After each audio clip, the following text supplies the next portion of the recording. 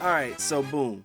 The episode starts out with some bootleg Brad Pitt dude doing his best Gintama impression while a horde of zombie gas station tweakers are in hot pursuit.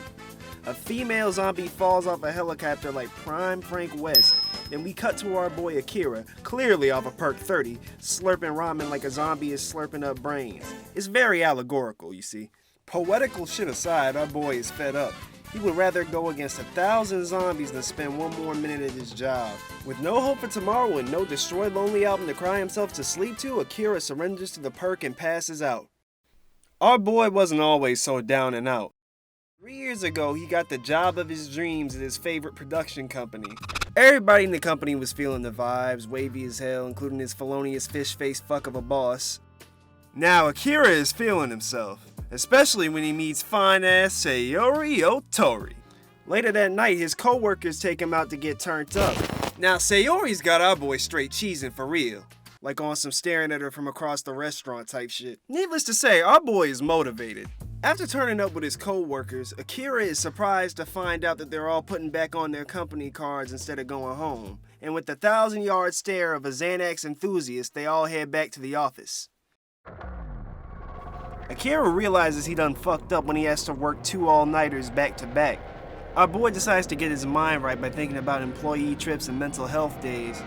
Coping like a motherfucker. One of Akira's cracked out compatriots says the new hires can't bitch until they've crossed over 200 hours of unpaid overtime. All in all, the office looks out for each other. The department head, Mr. Kosugi, though, is a whole ass op. One of the other employees tells his younger co-workers to not talk to him unless they start pissing blood, so you already know they get down on some crazy shit. In Akira's second year, the company gives him an all-access pass to a luxury residence, the underside of his motherfucking desk. At this point, the only thing that can keep Akira from going postal is a fine-ass girl. Once again proving she's wife material, Sayori brings Akira food because he missed lunch again. Sayori works at the accounts department, and also doubles as Akira's motivation to live. Day by day, Akira is losing his will to live. He don't want to quit though because the company would hoe his co-workers harder than they already have been. 3 years in, one of his mark-ass clients tells him to rewrite the scenario for an online commercial to add the director's grandkid in. Akira tries to protest saying that he made 5 revisions, but the client starts bugging out like heavy and threatening to move to another production company, which forces Akira to make the rewrite. Akira is considering playing chicken with a train so he doesn't have to go to work again. He would have done it, but he lacks the Dazai energy.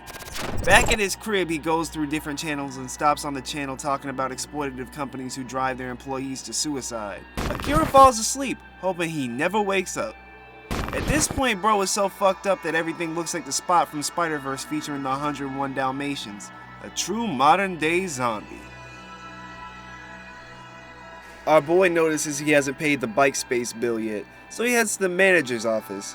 Her window is closed, and even after several knocks, he gets no response. He notices her door is slightly open, so he checks and finds a zombie rearranging her guts the old-fashioned way. Turns out the news channel Akira skipped last night covered this, but bro was too bugged out from work to notice. Like a man who got a foot job at an Applebee's, Akira realizes he wants to live. And so he starts running. Shout out to these colorful blood prints that make this apocalypse look like a game of Splatoon. While Akira is running away, he bumps into a door and starts bleeding. However, the prospective brain damage makes his goofy ass realize that the zombies have snatched his whole building. He maneuvers his way to the rooftop thinking about these gas station tweakers and how he'll be late for work. But he sees that the world is fucked like a used condom from the rooftop and realizes that he's finally free. It's like a metaphor for capitalism or some shit. Lil bro is happy as hell to be alive now. The world he saw in black and white is now full of color. Blue sky, green grass, and bright red blood. It's his first day off in years. Akira outruns the tweakers, and while lying on a roof, he stares at the beautiful sky and wonders what he should do. Should he get a motorcycle license? Go to Yakushima? Try skydiving? Nah, maybe binge movies all day while getting shit-faced. He finally gets freedom without Tatakai, although this proves freedom always comes at a price, so Eren Yeager was right, monkey's paw and all that. Suddenly, he remembers his prospective boo thing, Sayori. She may be the CEO's side chick, but she's a cool-ass lady, So before getting eaten, he decides to confess his feelings to her. Akira makes it to Sayori's door, but then he starts bugging out about whether or not he looked like a weirdo for even being there.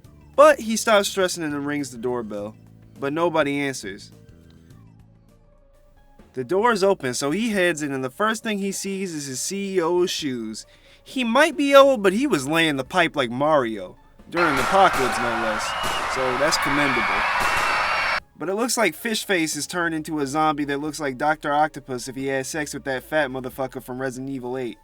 Luckily, Akira knows exactly what to do. Akira unties his tie and tells his boss that it's time for him to regain control of his life. Akira officially tenders his resignation by channeling Roman Reigns and spearing him out of a 12th floor window. As that fish-faced fat fuck flies out the window from the 12th floor, Akira hears all the voices of his co-workers giving him props. Unfortunately, Sayori is turned into a zombie. But for what it's worth, she's still fine. Akira confesses to Fucking goddamn. It got me there. See? Okay, this is live proof. I'm not even gonna edit this one out. That shit did get me, because it does say Kaori in the fucking script. That's nutty. Alright. Akira confesses to Sayori. And you'd think the worst she could do is say no, but instead she tries to get a mouthful of his organs. So, net loss, I suppose. Akira says goodbye to the side chick of his dreams and runs away. While sitting outside a convenience store with a drink, he's thinking about how he doesn't have to go to work ever again. And to him, that's a dub. He figures that whether he dies today or in 60 years, time is never enough to do everything he wants. And with resolve in his heart, he barges into the store, takes out a pen from the register, and leaves money on the counter. And then creates a list of 100 things he wants to do before he turns into a zombie.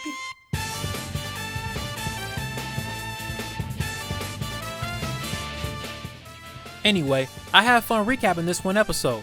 Even though I have some criticism for it, I really liked it. In the end, really has me hooked and excited for more. Be sure to hit that like button, subscribe for more recaps with your boy, and comment below what you guys think about this recap. Alright, my hood ninjas, I'll see y'all soon. Peace.